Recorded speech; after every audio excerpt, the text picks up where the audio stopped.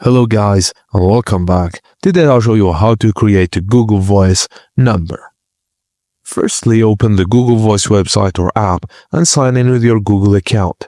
Navigate to the search for numbers screen and enter a city or area code in the search bar to view available numbers.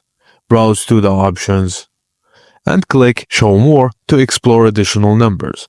Once you find a number you like, click Select to reserve it, and click Show More to explore additional numbers. Once you find a number you like, click Select to reserve it. At the next screen, click the Verify button to confirm your mobile number, enter your current mobile number, and then Google will send the verification code via SMS. Enter the received code in the Google Voice setup screen and click Verify. And that's it guys, now you have your Google Voice number. Thank you guys for watching, and please don't forget to like and subscribe for more.